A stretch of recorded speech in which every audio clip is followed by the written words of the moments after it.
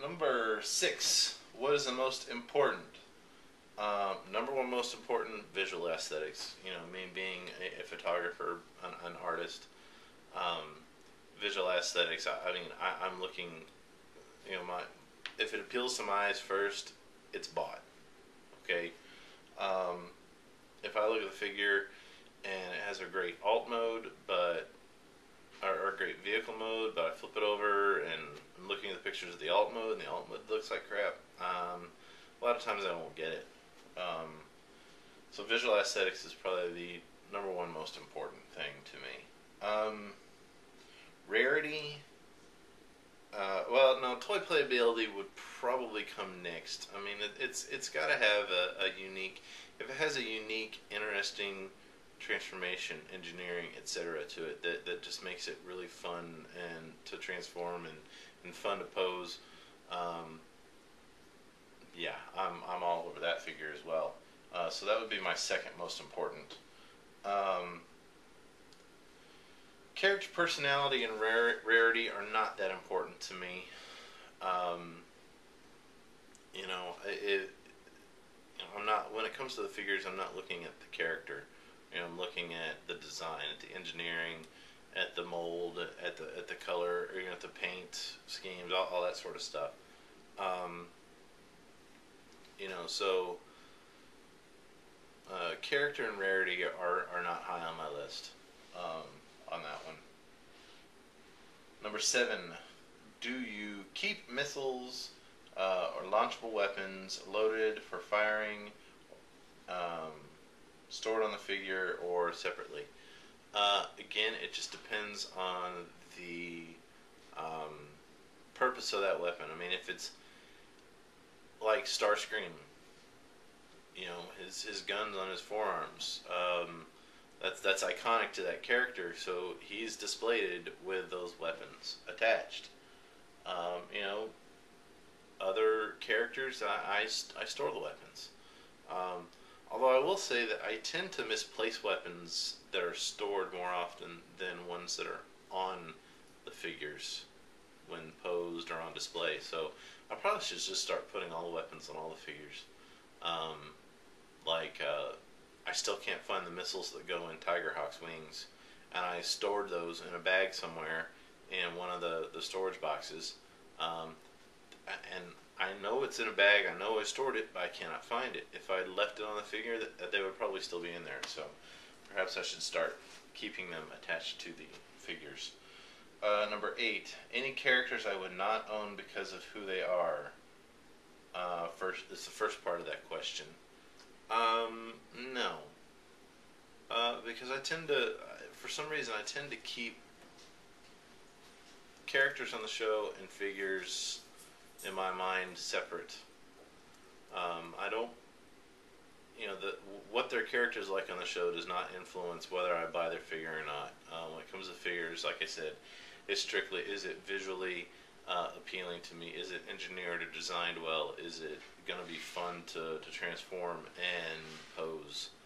Um, so, um, you know, if I think back to animated, the character Lugnut was really annoying.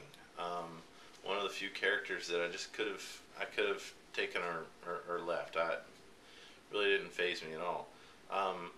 But I love the figure. The figure is great. His design is great. So, no, the character of the figures don't really affect my purchasing or my collecting at all. The second part of this question, are there toys you would not like to own because of how the toy is made? I would say, and I don't want to offend anybody, but this is just my opinion, I would have to say pretty much anything from Armada, well, with the exception of Unicron. But most anything from Armada or Energon. I haven't really seen anything from those two lines that, for me, I would want to own. And that's just because visually they don't appeal to me. I don't care for the molds.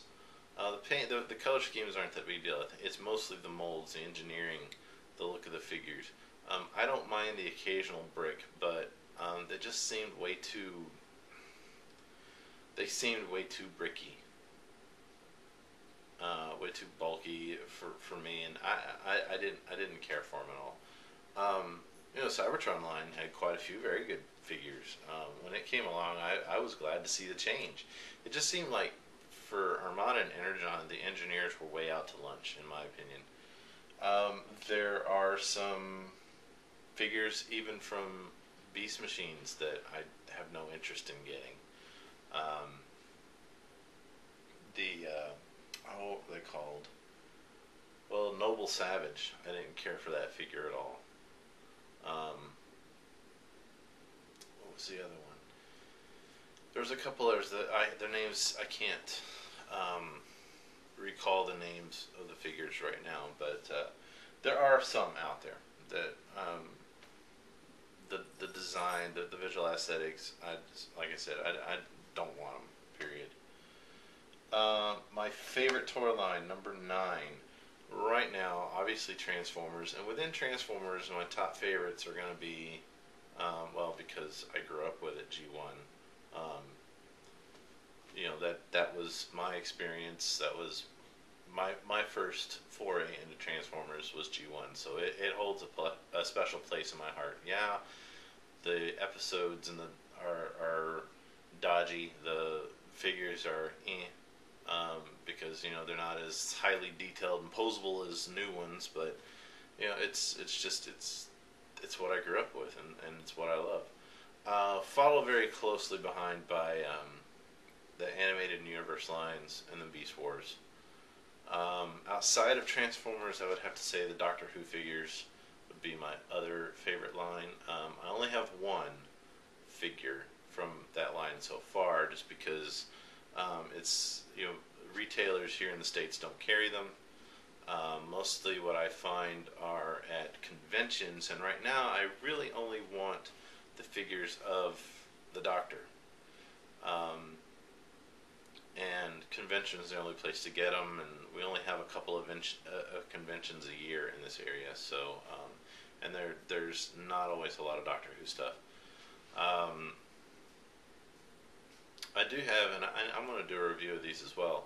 I would say my other favorite lines was that within the last couple of years, completely unrelated to anything action figures, they re-released the old, the British company. Why now I can't think of the name of it. Anyways, the old die-cast James Bond vehicles. And I don't know why I can't think of the name. So one of the UK YouTube guys will have to remind me. They're packed away. I would go get them right now and look.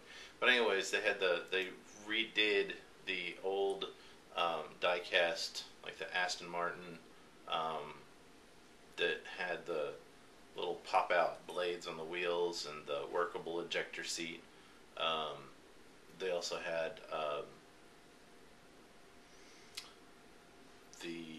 one of the vehicles from, I think, Her Majesty's Secret Service. They had Goldfinger's vehicle that comes with a little mini odd job. It was a bunch of the different vehicles, and that's high on my list as well, because they're very highly detailed and just very cool. Number 10. If Rapid Run leaves Tokyo at 100 miles per hour and Railspike leaves Kyoto at 130 miles per hour, and both leave at exactly 4 p.m., how long will it take them to realize they're actually giant robots and don't need to adhere to the train schedule? 42. Okay, so that is my response to your questions, Touya. Thank you guys for watching. We'll talk to you later.